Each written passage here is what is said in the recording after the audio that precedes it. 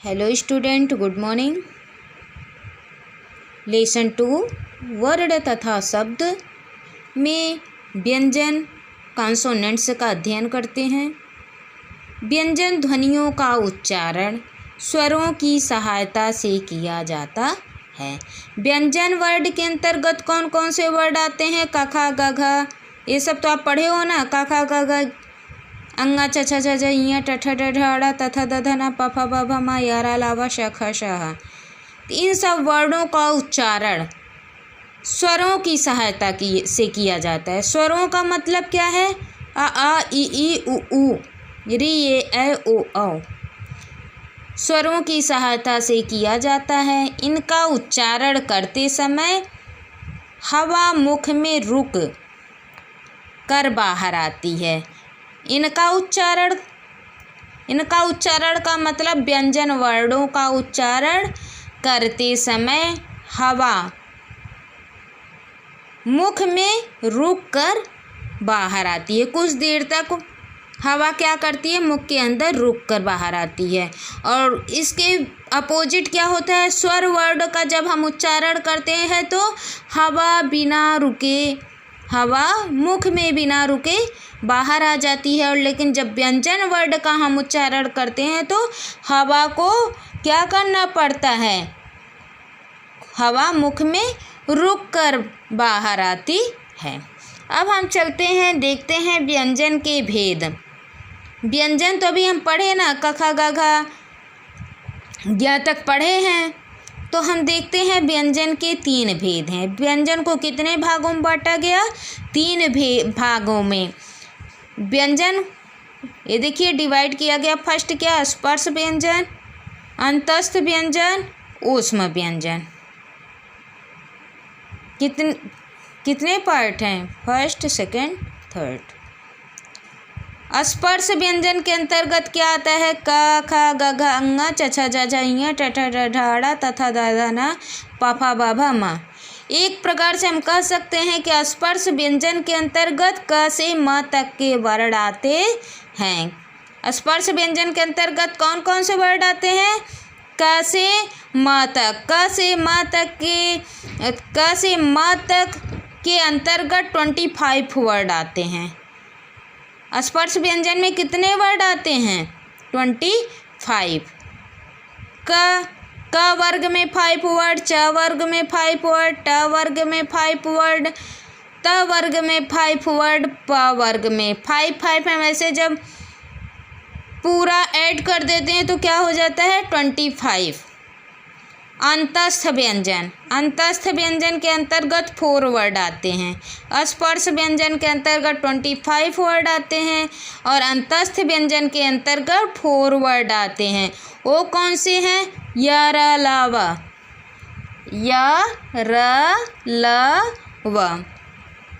ऊष्म व्यंजन के अंतर्गत भी 4 वर्ड आते हैं। ऊष्म व्यंजन के कितने वर्ड आते हैं? 4। वो कौन से हैं? तीनों स और ह। आगे हम एग्जाम्पल नेक्स्ट पेज पे देखते हैं। तीनों स का मतलब श, खटकोड़ वाला श, फिर छोटा स, फिर ह से हल। ओके, अब हम चलते हैं पेज नंबर अपने 8 पर। अब आप इसको देखेंगे, तुरंत आपको लर्न होना चाहिए। अब हम देखते हैं स्पर्श व्यंजन। फर्स्ट अभी हम पता है ना, स्पर्श व्यंजन के अंतर्गत क से क्या आते हैं? म तक के वर्ड आते हैं। क से म तक के, क वर्ग में 5, च वर्ग में 5, ट वर्ग में, त वर्ग में, प वर्ग में।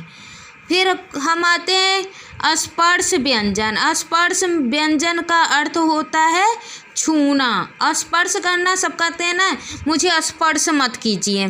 स्पर्श मीन्स छूना। स्पर्श मीन्स क्या होता है? छूना। अब देखते हैं वे व्यंजन जिनका उच्चारण करते समय जीभ मुख के किसी स्थान को स्पर्श करती है।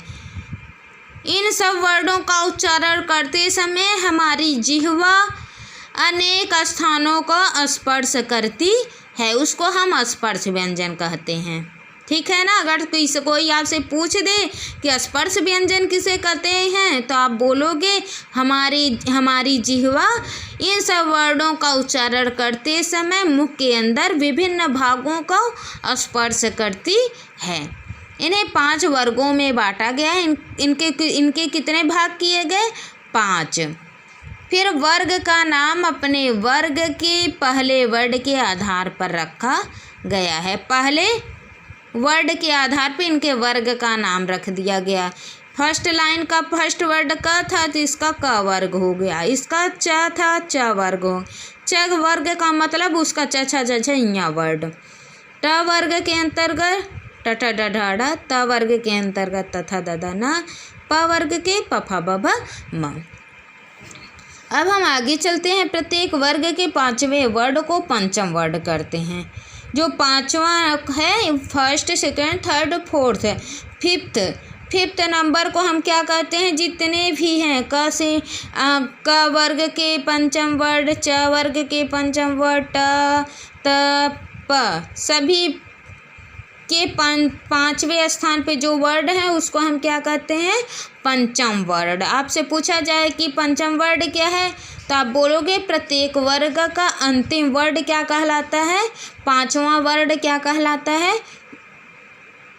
पंचम वर्ड। अब हम चलते हैं अंतस्थ व्यंजन की तरफ। आपको बता चुके हैं अंतस्थ व्यंजन कौन कौन से हैं, उनकी संख्या कितनी है। अब देखते हैं अंतस्थ व्यंजन का डिफिनीशन क्या है, अंतस्थ व्यंजन कहते किसे हैं। ठीक है। इन व्यंजनों का उच्चारण करते समय जीभ मुख के किसी भाग को पूरी तरह स्पर्श नहीं करती है। क्या करती है? पूरी तरह से स्पर्श नहीं करती। ऊपर तो स्पर्श करती है, छूती है, लेकिन अंतस्थ व्यंजन में जिह्वा पूरी तरह से स्पर्श नहीं करती। ये जो चारों वर्ड हैं जब हम इसका उच्चारण करते हैं तो हमारी जीभ मुख के किसी भी भाग को पूरी तरह से स्पर्श नहीं करती है। और हवा मुख में बहुत कम समय के लिए रुकती है। हवा क्या करती है? बहुत कम समय के लिए रुकती है। अंतस्थ व्यंजन है या, र, ल, व। इन सब में तो विभिन्न भागों को पूरी तरह स्पर्श करती है, लेकिन अंतस्थ व्यंजन में हमारी जिह्वा किसी भी मुख के अंदर जैसे दांत